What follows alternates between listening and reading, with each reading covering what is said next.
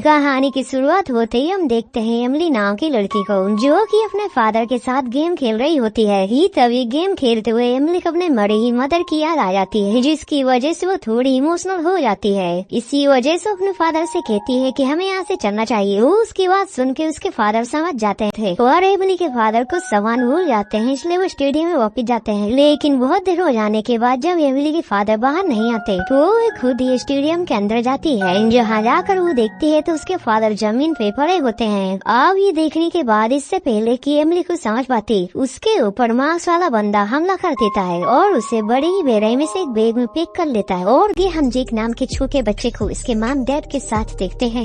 जेक के पेरेंट्स इसको बहुत प्यार करते हैं। वो एक हैप्पी फैमिली होती है। जेक की माम ने अपने घर दावत रखी होती है, जिसमें उसकी सिस्टर और कुछ फ्रेंड्स इनवाइट होती है। उनका सारा दिन बहुत अच्छा गुजरता है और रात होने पर जेक के फादर सारे घर को लॉक करके बाहर कूड़ा फेंकने के लिए घर की पिछली साइड की तरफ आते हैं। तो पहले तो वहाँ लाइट्स बंद होती हैं, फिर किसी चीज के जोर से गिरने की आवाज आती है तो वो टार्च लेकर लान की तरफ आ जाता है और कहता है कौन है वहाँ पर, सामने आओ। और ये कहते कहते ही आगे बढ़ता जा रहा होता है। आदि जंगल की तरह के दरख्त होते हैं और झाड़ियाँ भी, और उन झाड़ियों में जंगली जानवर था जो शोर कर रहा था। इस आदमी का नाम पैट्रिक था। पैट्रिक इस जानवर को देखकर उल्टे कदम घर वापस लौट आता है और अगले दिन अपने काम पर चला जाता है।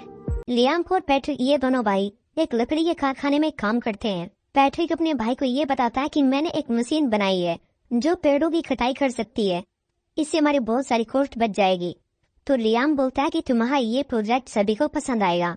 यहाँ पे पैट्रिक एक लकड़ी की उल्लू को बनाने की कोशिश कर रहा है, लेकिन पैट्रिक अपने बचपन के बारे में सोचने लग जाता है जब वो लियाम के साथ में यहाँ से दूर एक गुफा के पास में गया था। इस गुफा के अंदर काफी साल पहले माइनिंग का काम होता था, लेकिन अब इस गुफा के अंदर कोई भी आता जाता नहीं है। तो पैट्रिक जब इस गुफा में जाने लग जाता है तो वहाँ उसके पीछे से एक आदमी आ जाता है जिसके हाथ में सीजर थी, और उस आदमी ने पैट्रिक के बाल काट लिए थे। पैट्रिक इस चीज से डर गया था और वहाँ से भाग गया था। हम क्रीना को भी देखते हैं जो घर के अंदर अपने बेटे जैक के साथ में खेल रही है, लेकिन जब वो अपना काम लैपटॉप पे करने लग जाती है तो करीना का ध्यान भटक जाता है और जैक यहाँ से जंगलों की तरफ चला जाता है। और जैक एक डोल का पीछा करते हुए एक पेड़ के पास तक पहुँच जाता है। जब करीना को पता चलता है तो वो अपने बेटे को ढूंढने के लिए जंगलों में जाती है, लेकिन फाइनली किसी तरह करके वो अपने बेटे को ढूंढ लेती है। लेकिन इस चीज से वो डर भी जाती है कि मुझे मेरे बच्चे को अकेला नहीं छोड़ना चाहिए था। और रात को पैट्रिक के घर आने पर उसे आज के सारे वाक़े के बारे में बताया। पैट्रिक खाने के बाद अपना काम कर रहा तो उसे बैंक की तरफ से मैसेज मिला कि इसका अकाउंट बैन हो चुका है, तो वो बहुत परेशान हो जाता है। तभी पैट्रिक ने कैमरे में देखा कि इसका बेटा किसी से बातें कर रहा है, पर उसके कमरे में उसके अलावा और कोई दिखाई नहीं दे रहा था। पैट्रिक अपने बेटे के कमरे में गया, विंडो खोल दी और बाहर देखने लगा। तभी बाहर से किसी ने पत्थर उठाकर फेंका तो पैट्रिक ने फौरन से खिड़की बंद कर दी और खुद कमरे से बाहर आ गया। जब वो बाहर आया तो सारी लाइट्स खुद ब खुद ही बंद हो चुकी थी। पैट्रिक हाथ में स्टिक पकड़ लेता है और विंडो से बाहर देखने लगता है। इसे यकीन हो चुका था कि घर के बाहर कोई तो है जो उसे तंग करने की कोशिश कर रहा है। अब वो स्टिक लेकर बाहर आ चुका था और कह रहा था कि तुम जो कोई भी हो सामने आओ। पैट्रिक अगली सुबह यहाँ पे पुलिस को भी बुला लेता है, तो पुलिस वाले आसपास के एरिया को देखते हैं। उन लोगों को यहाँ पे कुछ भी अजीब नजर नहीं आता। इन लोगों को छत के ऊपर कुछ लकड़ी के टुकड़े मिलते हैं। तो पैट्रिक बोलता है कि ये लकड़ी के टुकड़े यहाँ पे कैसे आए, क्योंकि इनको तो मैंने कचरे में डाला था। पैट्रिक अपने काम पे लग जाता है। वो कचरे को देखने लग जाता है तो उसके कचरे के अंदर एक लकड़ी का उल्लू दिखाई देता है जो कि उसने बचपन में बनाया था, लेकिन उसे ये नहीं पता कि ये उल्लू मेरे पास में कैसे पहुंचा। सीधे वो अपनी पत्नी से पूछते हैं कि क्या ये उल्लू तुम लेके आई हो, तो वो बोलती है कि नहीं, मैंने तुझे पहली बार देखा है। तो पैट्रिक को कुछ भी समझ में नहीं आता कि बचपन का खिलौना मेरे पास में आज कैसे पहुंचा है। उसकी पत्नी करीना बोलती है कि हमारा बच्चा हमेशा फ्लूट बजाता रहता है, वो इस फ्लूट की वजह से मुझे काम करने में दिक्कत होती है, इसलिए मैं चाहती हूँ कि ये फ्लूट तुम उसे छुपा के रखो। तो पैट्रिक इस फ्लूट को एक डब्बे पे रख देता है और पैट्रिक खुद अपने बच्चे जैक के साथ में खेलने लग जाता है। उसका बेटा जैक जिद करने लग जाता है कि मुझे तो वही फ्लूट चाहिए। तो पैट्रिक फ्लूट लाने के लिए दूसरे वेयर हाउस की तरफ जाने लग जाता है और फिलहाल उसका बेटा अपने कमरे में अकेला था। तभी खिड़की खोलकर यहाँ पे बैगमैन आने लग जाता है, लेकिन जैक को पता चल जाता है कि कुछ गड़बड़ है। उसी वजह से वो वापस जैक के कमरे की तरफ भागता है। वो जल्दी से अपने बेटे को संभाल लेता है, लेकिन जैक तब तक ठीक था। वो बस ये बोल रहा था कि मैंने यहाँ पे एक डॉन को देखा, यानी गुड़िया को देखा। लेकिन हैरानी की बात तो ये है कि पैट्रिक को जैक की फ्लूट कहीं पे भी नहीं मिलती।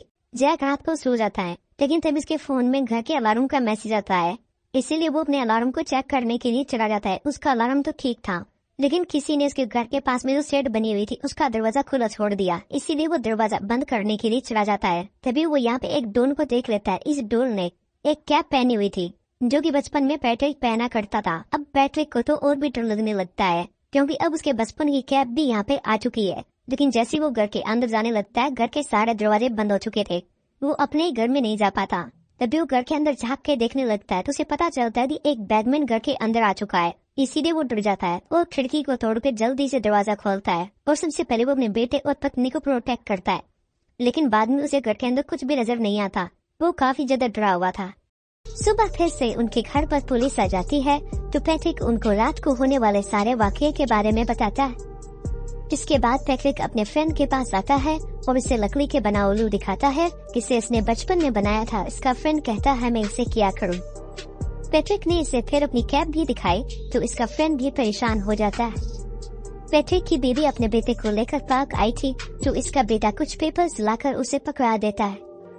पैट्रिक की बीवी उन्हें खोल कर देखती है तो इसमें एक पिक्चर तो पैट्रिक के बचपन की थी जब वो लकड़ी काट रहा था और दूसरी पिक्चर उसकी बीवी और बेटे की थी।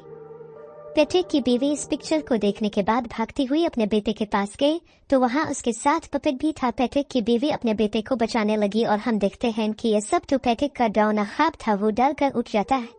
पैट्रिक अपने बचपन के दिन को याद करने लग जाता है जब वो अपने पिता के साथ में एक जगह पे जा रहा था। उसका पिता उसे एक जगह पे लेके आता है और पैट्रिक को ये बताता है कि जो ये सामने गुफा है, इस गुफा के अंदर एक बैगमैन रहता है, ऐसा लोगों ने कहा है, लेकिन किसी ने आज तक उस बैगमैन को नहीं देखा। तो पैट्रिक उस टाइम पे छोटा था और अपने पिता को बोलने लग जाता है कि मुझे पता है कि आप मुझे डरा रहे हो ताकि मैं अच्छे से काम कर सकूं।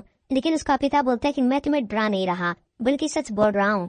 वो बैगमैन उन्हीं बच्चों को ले जाता है जो बच्चे कहना मानते हैं या जो बच्चे अच्छे होते हैं। अब पैट्रिक ये बातें बस सोच ही रहा था। ये लोग अपने घर पे एक बारबरा नाम की औरत को बुलाते हैं जो एक साइकाइट्रिक भी है। वो बताती है कि पैट्रिक को नींद की कमी होती है, उस वजह से उसे अलग अलग चीजें दिखाई देती हैं। उस वजह से पैट्रिक डरा सा रहता है। उसने बचपन के अंदर भी कुछ स्केच बनाए थे जिसने उसने ये दावा किया था कि इसने यहाँ पे एक आदमी को देखा है। और फिर भी अगर तुम लोगों को डर लगता है तो एक बार अपना घर चेंज करके देख लो।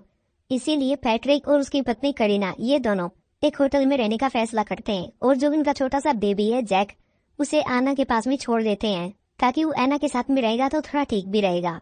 अब पैट्रिक के पास में उसकी पत्नी करीना है। वो ये बोलने लग जाती है कि बचपन के अंदर तुम्हारे साथ में क्या हुआ था। तो पैट्रिक बताता है कि मेरे पास मेरे पिता आकर बैठ गए थे। उस टाइम पे मैं बहुत छोटा था। मेरे पिता ने मुझे एक चाकू दिया था और कहा था कि वो बैगमैन तुम्हारे आसपास रह सकता है, इसीलिए तुम्हें ये चाकू हमेशा अपने पास रहना है। अगर किसी दिन तुमने ये चाकू खो दिया तो वो बैगमैन तुम्हें नहीं छोड़ेगा। पैट्रिक की बीवी की सिस्टर को भी इस बच्चे के पास से अजीब सी आवाज आती है और उसके घर में भी लाइट्स जलने बुझने लगती हैं। दरवाजे पर बेल होती है और बाहर वही पपेट खड़ा होता है। लेडी कहती है तुम अभी के अभी यहाँ से चले जाओ वरना मैं पुलिस को कॉल करूंगी।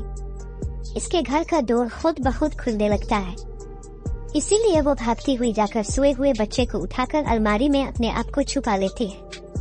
पपेट लेडी को मारता है और कैंची लेकर बच्चे की तरफ बढ़ता है, पर पुलिस वक्त पर आकर सब संभाल लेती है।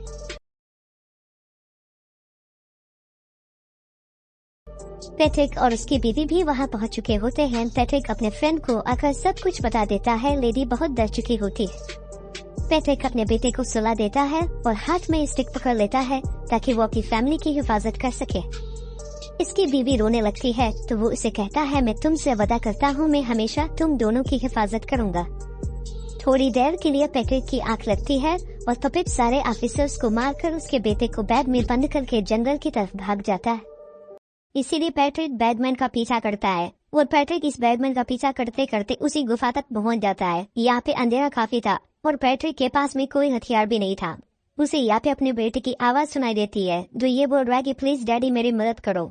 इसीलिए पैट्रिक इस गुफा के अंदर काफी आगे तक चला जाता है। वो देखता है कि यहाँ पे हर जगह मोमबत्ती जल रही है और यहाँ पे घोंसले बने हुए थे जिनमें वो सामान था जो सामान उन बच्चों का फेवरेट होता था, जिन बच्चों को वो गायब कर देता था या जिन बच्चों को वो अपने बैग में डाल देता था। तभी पैट्रिक यहाँ पे एक बैग को खोल देता है। उस बैग के अंदर एक खिलौना था और पैट्रिक को पता चलता है ये खिलौना मेरे बच्चे की आवाज निकाल रहा है, यानी कि असल में मेरा बेटा यहाँ पे नहीं है।